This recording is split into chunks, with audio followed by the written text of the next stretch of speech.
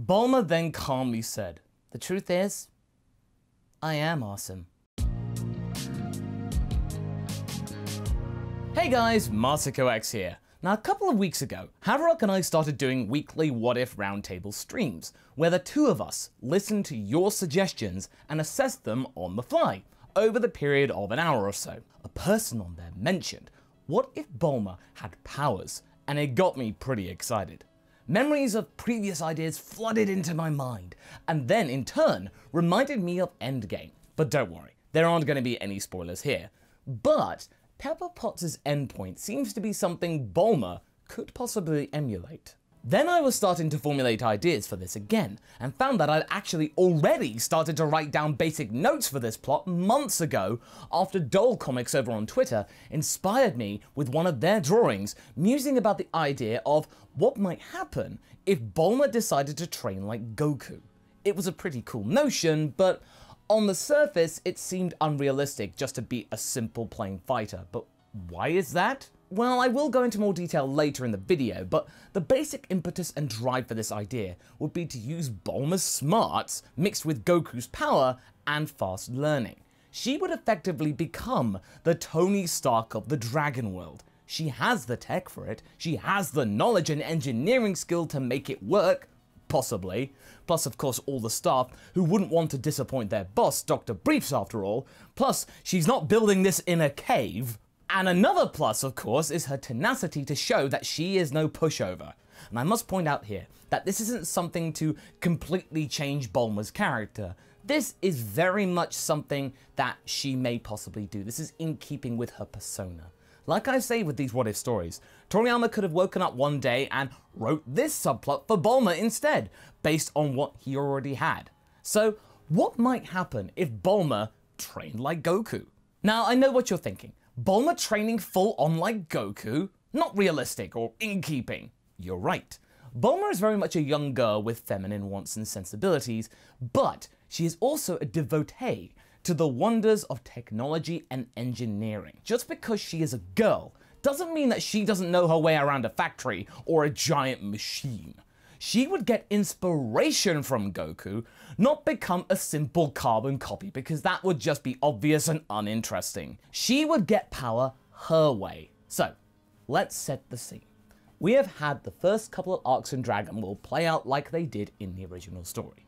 Goku, Bulma, Oolong and Yamcha have thwarted Pilaf's wish to use the Dragon Balls to become Earth's Emperor, and we then go through the training regimen with Krillin and Goku so as to get ready for the 21st World Martial Arts Tournament. The time comes for the tournament to go down, and this will be the first time that Bulma can sit down or stand up or whatever and actually see her friends compete and show their skills without the concern or fear of a big bad about to rain on their parade. She had had enough of that with Pilaf.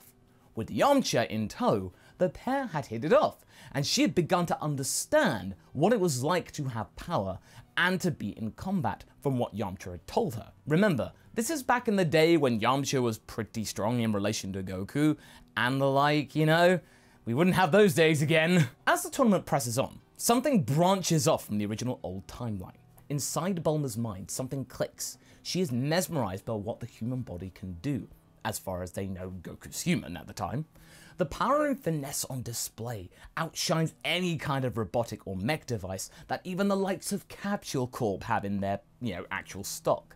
This is amazing to witness. If only the core had the ability to emulate this, maybe, if she could get as strong as them, or at least something close, some way, somehow, to some of these people that are taking part, she might be able to invent something that could finally bury that pesky Red Ribbon Army outfit, the biggest rivals to Capsule Corp around the early 750s. Bulma has a plan, and she also has the right equipment to get started with. Now, after the tournament wraps up, Bulma asks Yamcha a question. "Hey Yamcha, train me." Yamcha does a double take. Did he hear that correctly? You what? "Train me. Like right now." Yamcha is blushing like crazy. He has just gotten over being near girls and being scared of them, and now one of them has asked him to be their master? Bulma can see him blushing profusely and then gives him a stink eye. "Don't get any ideas, mister. I've seen what you can do as well as Goku. want to do that too. Yamcha doesn't know where to begin, but at the same time, he doesn't want to let Bulma down or make her send him back to the desert from whence he came. The best thing to do right now is to simply blag it. Well, you better talk to Goku as well. I mean, he's got all the juicy details of Master Roshi's training. He could be even better. Oh, well, please don't hate me. Bulma thinks about this for a moment and promptly goes over to Goku, who is nursing his ego after losing to Jackie Chun. Say, Goku, how did you get so strong? Goku perks up. Oh, that's easy. Master Roshi taught me. He taught me to concentrate and to always better myself. You know, not just, do simple training. Yeah, it's really cool, awesome. Bulma blinks. Well, that's it? Yeah. I don't get this. Bulma just then simply walks off and decides to be a little more stealthy and calculating with her approach. When Goku and Krillin are training back at Kame House, she feigns wanting to get some sun and some quiet time. As they are doing their training, Bulma observes the training whilst at the same time fending off a keen Roshi. With some better understanding of the regime, better context, plus some more insight from Krillin, who is keen to get to know Bulma, she has got something to work with. Goku spots her doing some training motions, just like, doing the basics, and asks her what she's doing. Once she tells him, he wants to help. This is so cool! I thought you were just into girly junk. You wanna fight too? Bulma's irked by this assumption, but whatever. She's got Goku to spill some beans on his style of fighting in a way that he will do so with gusto. Weeks pass, and both Bulma and Yamcha, with Goku's knowledge, have been training together down at the Capsule Corp gym. It's been slow progress, but Bulma feels certainly much fitter than before. At the same time, she is looking into Goku's weighted clothing. She took one of Goku's weighted tops, without him asking, but I don't think he'll really care. She dragged it to a craft, and studied the material. Light, strong, but also incredibly dense. Maybe she could use this material to make her own clothing. Oh man, this is epic. With the help of some Capsule Corp engineers, she has managed to make a glove. But when she goes to try it on, taking it off the support rigging, she almost collapses to the ground. Whoa, how much does this weigh? It's about 50 pounds, Dr. Bulma? Weighted clothing on its own isn't going to be enough. She's going to need something to amplify her power, as well as training even more. Like some kind of robotic suit, but that's further down the pipeline. As Bulma's been figuring this out, Goku has been and gone to Muscle Tower and is more than happy to regale the young girl about how he handled the situation, as well as how he fought and how he handled the weighted clothing. He is more than happy to help, since, they're friends, and she's showing interest in what he does. Also, this gives Bulma the impetus to really step up training and suit development. The Red Ribbon Army are now, according to Goku, trying to steal the Dragon Balls as well. This will not do, and for good reason. If they got a hold of them, they could wish Capsule Corp out of existence at the very least. Who knows how much worse a wish they could actually come up with? Maybe even world domination. One night, Bulma is planning her ideal fighting suit and hits upon the idea of using her most trusted item of the day in the armor, the Dragon Radar. If somehow she could integrate the radar into her armor, she could sense where the balls are and act much faster with her going one direction and her pels another way with the regular radar. Get the balls in half the time. It's time to get Goku in more often, so sadly there's no trip to Dreamland here at all. Instead, Goku is busy hanging out with Bulma and Yamcha in the factory, sticking around for long periods of time, training with Yamcha in case he gets bored, and thanks to Capsule Corp's seemingly inexhaustible stash of food, he's pretty much living there. Yamcha can't believe how much food this little guy can eat in one sitting. It's incredible. Yamcha has indeed been able to benefit from all this. He's gotten a little stronger. He's actually on par with Krillin. With this newfound confidence, he has also begun to train Bulma in how to use Ki and the basic properties of the Wolf Fang Fist. Progress is slow, but the desire to learn is there, and that excites Yamcha. By the time we get to the General Blue Saga, Bulma has managed to develop special gloves and boots, which she can just about use. Each item of wear weighs about 30 pounds or so, but Bulma feels confident enough to wear them regularly so as to get used to the added weight. Just stay away from the scales to prevent getting an unnecessary scare. But that being said, she has packed on a fair bit of muscle, increasing her natural power to the region of about 40. That's about double my.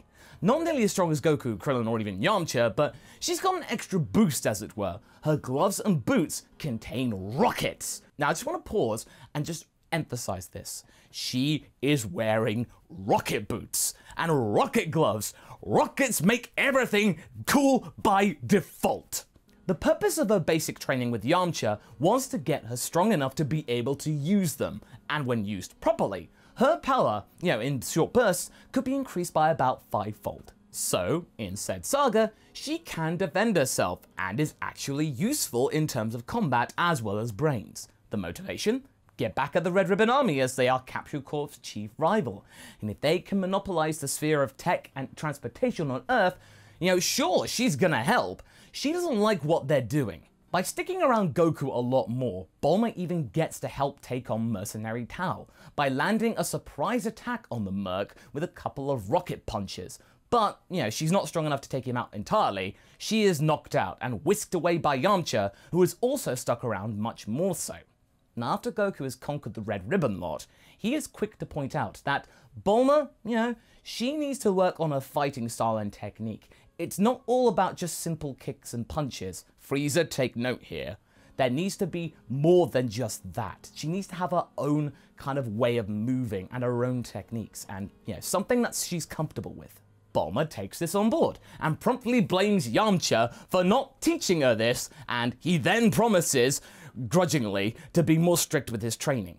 As this is going on, Bulma is evolving her weighted gloves and boots and building other bits to go with them. With the Red Ribbon Army gone, Capsule Corp's biggest competitor has now been decimated, leaving them an effective monopoly for them just to take. They own basically everything, and therefore, extra profits for more R&D for Bulma's suit. With the 22nd World Martial Arts Tournament coming up, Bulma now has a working prototype ready to use for the tournament.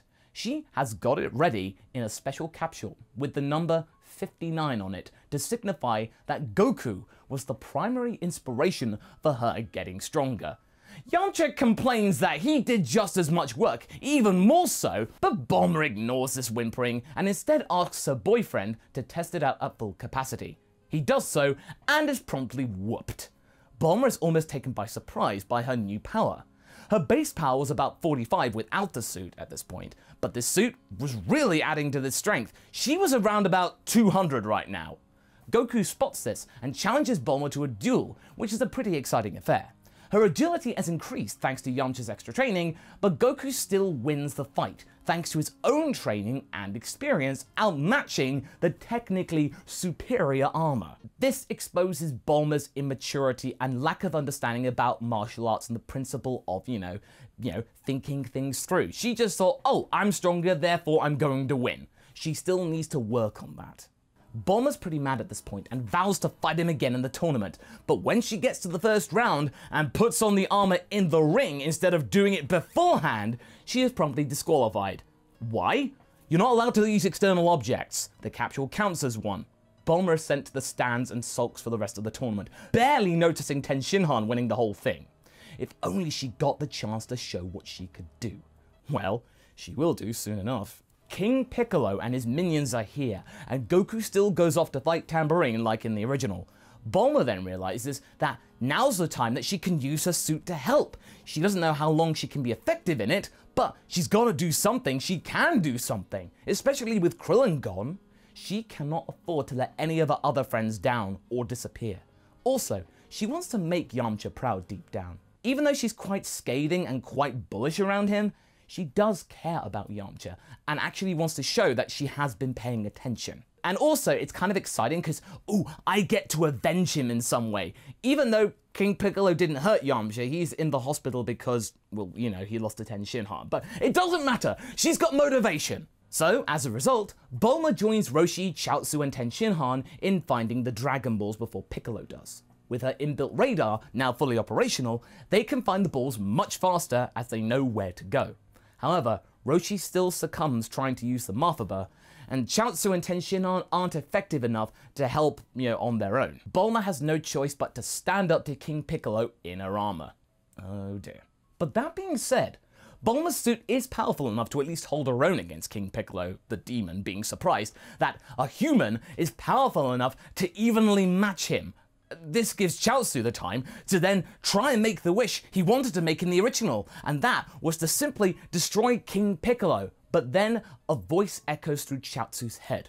"Don't! If you destroy him, the Dragon Balls will be destroyed as well!" This brief interruption is enough for King Piccolo to realize what's going on and use the Makosen attack to stop Chaozu. And that's where we're going to be leaving things for right now. So what do you guys think? Do you like the idea of Bulma contributing fighting-wise? Is the concept of a suit of armor and Dragon Ball believable? Leave a comment below and let's get this discussion going. And I shall see you in the next video. Catch you later!